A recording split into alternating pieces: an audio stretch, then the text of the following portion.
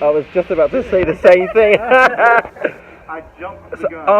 After 3 years of coming to visit Ireland and Sonja, 3 years. I've been Look, here 35 years and I've never been here. we are going on a tour around the Jameson's distillery, which is very exciting. Still I keep trying to get you closer. I ain't here for redemption, I got no ways to play. So baby, put down your defenses, throw your cards away. I'll cross every highway if it leads me to your home. I just need a little bit of your attention. Lay it all, lay it all, lay it 30 all. group now. I know there's a 340 group, so it's just a 330. Closed, and it only closed on a Friday because we reopened on the Monday in our brand new distillery just next door. So that will become more and more apparent as we go through the visit. Tractor, you've got a horse and a cart, all right? But more importantly, the harvest has just taken place. And what you've done is you produce barley, and the important thing is you come here with the horse and cart, the cart full of Hessian sacks of barley. You on the red there. It's beautiful malt flavour. It's like a breakfast cereal.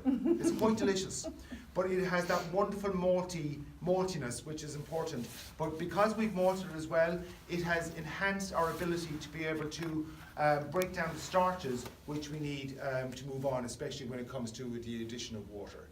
So we go up. You'll see, if you like, a cut-off. It's 5 floors. So my colleague is up there going from the 3rd to the 4th. He's lifting a Hessian sack of barley which has 16 stone. Whoa. I mean, very often they were carrying a greater load than they themselves weighed. They were fit men, again, they were hard. The 3rd picture down on the left, and they're manually harvesting. Next one, we've got stacks of barley. We've heard a song about that. And then the next one, 3 horses pulling a more rudimentary plough. No, not a plough, harvester, right? Harvesting the barley. But we can tuck down a bit more. The last photograph is fantastic because it shows a thrashing machine. And so this is where they thrash the barley to separate the barley from the sheaves. And just to imagine the man with the barley in the Hessian sacks, there would have been 250 tons of barley on each floor. Enormous weight. And I was just asked what are the black plates. Each black plate had a corresponding black plate on the exact. Now, that was the source of moving power for us. We didn't have electricity. We had to come somewhere. So what are we doing in the summer? Because what was a woolen mill for us has now become a flour mill. So let's go in there. Nice, isn't it? Bringing it all together, the water, so much so that it becomes a bubbling, burping, piping, gurgling, like a bowl of porridge. And, but we do this for about 5 hours. And what's happening is that the hot water is helping to release from the flour, or the grist as we call it. We will bring up and say we want 3 40-foot deliveries of grain.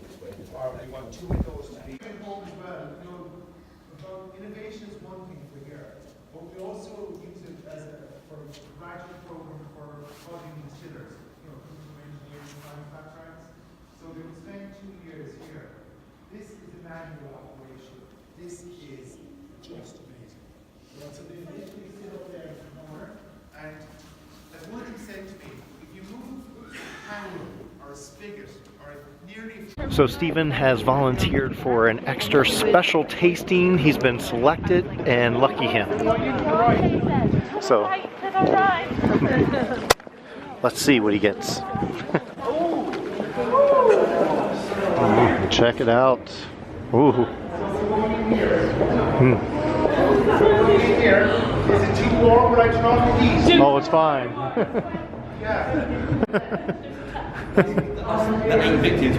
That's it. Yeah, that's what you think you're volunteer to drink. You have to pour us drinks. You're not going to get any. You're there. Great. So, in the middle, representing Ireland, is Mr. John Jameson. Okay. And left of Jameson, representing Scotland, Mr. Johnny Walker, Black Label, 12 years old. And representing the United States of America, Mr. Jack Daniels from Tennessee. Right? So we're going to concentrate on the Irish first of all. If you want a little drop of water beforehand, by all means. But what we're going to try and do, first of all, we want to get the aroma. Just like wine, we're going to treat this like a tasting.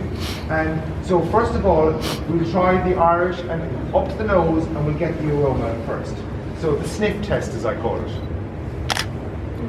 Now, already with the aroma, you should be getting caramel, vanilla, maybe some toasted wood. But the nice thing about it, when you sniff it, it's mild, it's savoury, and it's not. There's no objection to it. You know, it's nice, right? And maybe getting those toasted wood notes as well coming through. Take a little sip. With the sip, I think that vanilla and caramel is coming through. But very importantly, do you notice how smooth it is? And it's very rounded, and especially when you've swallowed it, well, there's a lovely mellowness to it. But and I think that caramel vanilla is turning to maybe butterscotch with the final notes. But importantly, it lasts, and there's length, as they say, and it's round. So it's mellow, finally, and it almost gives you the impression that there are taste buds in your throat, which of course there aren't. All right. Anyhow, we put that back and a little drop of water in between if you wish, because now what we're going to try and do is taste the Scotch, and which is on the left of the Jameson. Yep. Again, sniff test. So go, the aroma immediately. This is what I meant about the aroma of the Irish being soft, right? Because the aroma is peaty. It is. It's very peaty. It's very aromatic. It's very smoky, right? Turfy, right? And then if you take a little sip of it, you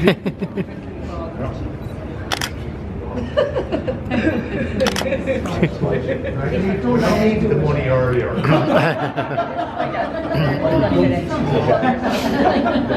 So with the Scotch, it's quite different. Did you even notice with the nose? It's more pungent on the nose. It kind of, not didn't hurt it, but you could feel it, right? And that peaty aroma, that turfiness is there. But when you taste it, it's quite interesting. You know, there's a lot of woodiness, very malty, but it's quite astringent. Do you notice the way it kind of catches going down, right? So, and again, I was explaining about triple distilled for the Irish, for the most part, double distilled, but that's a 12-year-old. Need some Coke Scotch. to mix with it. Now, we're going to taste. No, I used to just drink it on the water. rocks. We're going to taste the. I'm going to say the bourbon. I can't say that. This is where the Americans get. But they get it. They're a bit conscious about the first day in university, right? And the things they remember, don't remember, should have remembered, could have remembered, would have remembered, might have remembered, but just won't want to forget. So the nose of this is very sweet, perfumey, floral maybe, and yet you're getting a lot of the virgin oak with this. This is a lot of oakness as well, but a lot of caramel. Right, and when you taste it, that caramel shines through. But I think the perfuminess of the aroma changes to a kind of floral style with the taste. But remarkably too, what's remarkable is that it's actually quite soft by comparison, given that for most part distilled once in Scotland or in the United States. But by comparison to the Scotch, for example. It's a lot softer, but it's gone as well. It goes in, it's gone. Same as Scotch. Yeah. So ultimately, again, there's no right way about this, by the way. These are three major international brands, right? That 3 different countries, 3 different methods of distillation, and we're showing ours. So this is where we ask the question, right? I wonder which is your favourite, and I'd be very careful. Right? So is it the Irish, the Scotch, or the bourbon, I wonder? The Irish. It's the Scotch, is it? Is it the Irish? Oh, it's the Irish. Bourbon? Oh my God! Right, right. Michael, there's one pig burger and one pig scotch. I'll show you who they are now. Right? No, it really has to do with your palate as well. Honest to God, and it is a very personal thing. But all we can ask, right, is that maybe you'll spare a thought and maybe in the drinks cabinet there might be room for a bottle of Jameson, please God. Good. Thanks. So, ladies and gentlemen, that's more or less covered from me, so thank you all so much. We're going to go down now to the bar, and at the bar, you have your tickets, I've explained. So we just did a little taste test. I volunteered myself to have a little taste test. Yeah, it was very nice. I preferred the American one, but that's just my preference. But the Jameson's was very nice. Not trying to fool ya, I just want you to understand. Maybe I could be the one for ya. I'm not here for redemption, I'm not playing no games. So baby, put down your grenades, no need to fire away. I'll cross every highway if it leads me. Okay.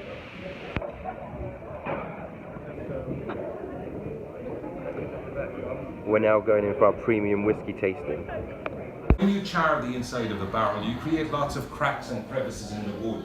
Now, it's summertime here when the whiskey expands, it pushes its way into those cracks and crevices, excuse me, where it crystallizes and caramelizes inside. Now, in winter, when the whiskey contracts, it draws that sweetness back into itself. Now, if you re-char the barrels, more cracks and crevices in the wood, hence you get a sweeter whiskey. And alongside the grain element of the whiskey, there'll be a lovely sweetness there. Right, €351. What's that? $340? Oh, that's right. Euros. It's euros. Yeah, €351. So I'm trying a €351 glass of wine. So we just finished the Jameson's Distillery Tour. I'm very red. I feel quite flushed from all the. I did a tasting. I was volunteered for a tasting, and then we had another tasting afterwards. So had quite a lot of whiskey. James is quite funny. I've been down this road before, but now the party's over. You think by now I'd know the score. Still I keep trying to get you closer. I ain't here for redemption, I got no ways to play.